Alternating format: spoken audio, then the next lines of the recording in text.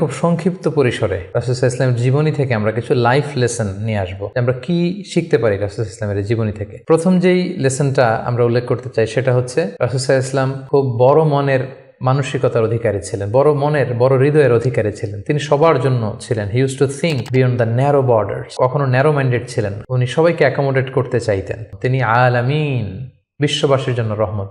He is for all and his teaching is for all.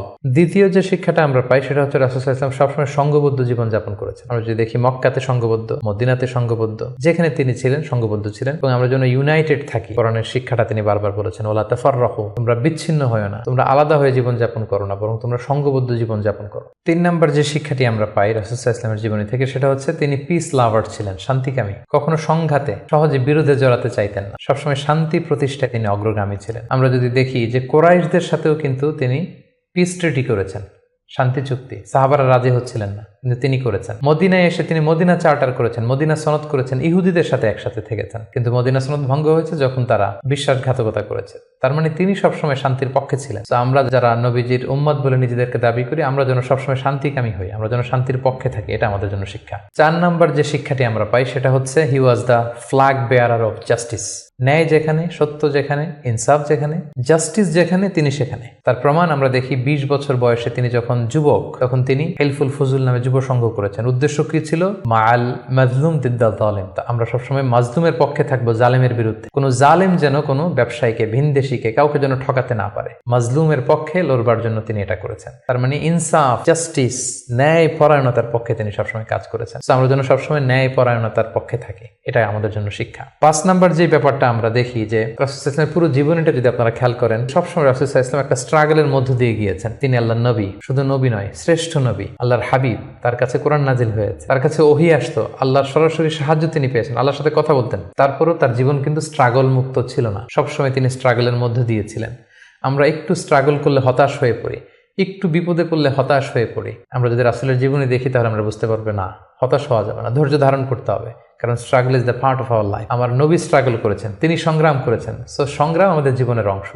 এই শিক্ষাটা আমরা পাই। 6 নম্বর যে শিক্ষাটি আমরা পাই সেটা হচ্ছে রাসূল সাল্লাল্লাহু আলাইহি ওয়াসাল্লাম ব্যক্তিগত জীবনে অত্যন্ত সৎ ছিলেন। যে কারণে যে কুরাইশরা রাসূল সাল্লাল্লাহু আলাইহি ওয়াসাল্লামের বিরোধিতা করত, তারাই রাসূল সাল্লাল্লাহু আলাইহি ওয়াসাল্লামকে উপাধি দিয়েছিল আস-সাদিক আল আমিন, সত্যবাদী, আমানতদার। যেদিন তিনি হিজরত করবেন সেদিন তিনি তার ঘরে রাসূল সাল্লাল্লাহু আলাইহি ওয়াসাল্লাম আলী রাদিয়াল্লাহু তাআলা আনহুকে রেখে গিয়েছিলেন। কারণ ওনার কাছে মক্কার অনেক লোকেরা আমানত রেখেছিল। সেই আমানতগুলো বুঝিয়ে দিতে আলী রাদিয়াল্লাহু তাআলা আনহুর 3 দিন সময় লেগেছিল। এত পরিমাণে ডিপোজিট ছিল, আমানতের বিভিন্ন জিনিসপত্র ছিল, সেগুলো আলী রাদিয়াল্লাহু তাআলা আনহু বুঝিয়ে দিয়ে তারপরে তিনি হিজরত করেছেন। কতটা আমানতদার ছিলেন আমাদের প্রিয় নবী। এবং ওনার এই ব্যবসায় আমানতদারিতায় মুগ্ধ হয়েই কিন্তু খাদিজা রাদিয়াল্লাহু তাআলা আনহা রাসূল সাল্লাল্লাহু আলাইহি ওয়াসাল্লামকে বিয়ের প্রস্তাব দিয়েছিলেন। তো তার উম্মত হিসেবে আমাদের উচিত সত্যবাদী, সৎ এবং আমানতদার হওয়ার চেষ্টা করা। 7 নম্বর যে শিক্ষাটি আমরা রাসূল সাল্লাল্লাহু আলাইহি ওয়াসাল্লামের জীবনী থেকে পাই সেটা হচ্ছে রাসূল সাল্লাল্লাহু আলাইহি ওয়াসাল্লামের একটা ফ্রেন্ডলি ইন্টারাকশন ছিল তার ফলোয়ারদের সাথে, good interaction with the followers.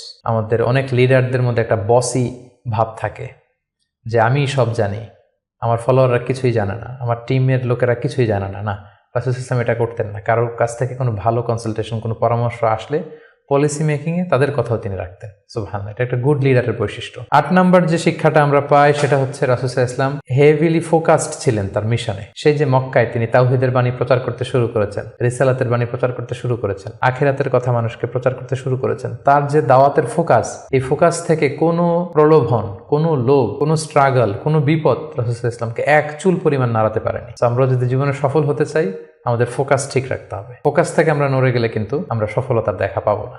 9 নম্বর যে শিক্ষাটা আমরা পাই রাসূল সাল্লাল্লাহু আলাইহি ওয়াসাল্লামের কম্প্যাশনেট অ্যান্ড মার্সিফুল অ্যাটিটিউড। রাসূল সাল্লাল্লাহু আলাইহি ওয়াসাল্লামের দয়াদ্র মানসিকতায় অনেক শত্রু কিন্তু রাসূল সাল্লাল্লাহু আলাইহি ওয়াসাল্লামের বন্ধু হয়ে গিয়েছিল, ঈমান এনেছিল। আমরা দেখেছি মক্কা বিজয় যখন করেছিলেন চাইলে পিষে মারতে পারতেন কুরাইশদেরকে, যারা বছরের পর বছর জন্মভূমি থেকে দূরে থাকতে বাধ্য করেছিল রাসূল সাল্লাল্লাহু আলাইহি ওয়াসাল্লামকে। রাসূল সাল্লাল্লাহু আলাইহি ওয়াসাল্লাম কি করলেন? বললেন যে না, লা তাসরিবা আলাইকুমুল ইয়াউম, কোনো প্রতিশোধ, হিংসা কিছু নেই, ক্ষমা করে দিলাম, যাও তোমরা স্বাধীন। এভাবে নানা ঘটনায় আমরা দেখেছি রাসূল সাল্লাল্লাহু আলাইহি ওয়াসাল্লাম তার অমীয় অনুপম চরিত্রের মাধ্যমে তিনি মানুষের মন জয় করেছেন। এই গুণাবলী যেন আমরা আমাদের মধ্যে ধারণ করবার চেষ্টা করি। সব শেষে শিক্ষাটির কথা বলবো, সেটা হচ্ছে succession management. A good leader produces good leaders. একজন ভালো নেতা শুধু ফলোয়ার তৈরি করে না, সে আরো নতুন নেতা তৈরি করে। আমরা যদি দেখি রাসূল সাল্লাল্লাহু আলাইহি ওয়াসাল্লামের ইন্তেকালের পরে আমাদের লিডারশিপ নিয়ে কোনো ক্রাইসিস হয়নি, সেখানে দাঁড়িয়ে গিয়েছে আবু বকরকে আমরা রাদিয়াল্লাহু তাআলা আনহুকে আমরা আমাদের খলিফা বানিয়েছি। আবু বকর রাদিয়াল্লাহু তাআলা আনহুর ইন্তেকালের পরে ওমরে ফারুক আমাদের খলিফা হয়েছে, তারপরে উসমান, তারপরে আলী রাদিয়াল্লাহু তাআলা আনহু। তার মানে রাসূল সাল্লাল্লাহু আলাইহি ওয়াসাল্লাম এদেরকে কিন্তু সবসময় ডানে বায়ে সামনে পেছনে কাছে নানা কাজে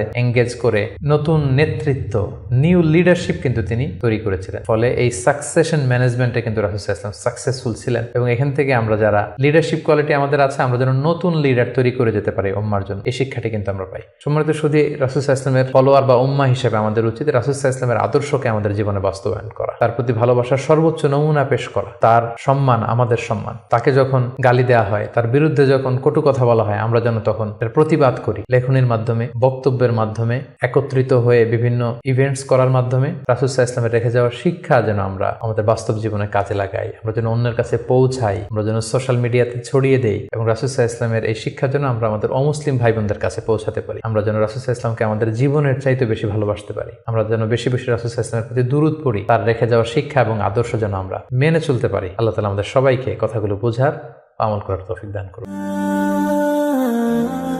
Be a part of our vision.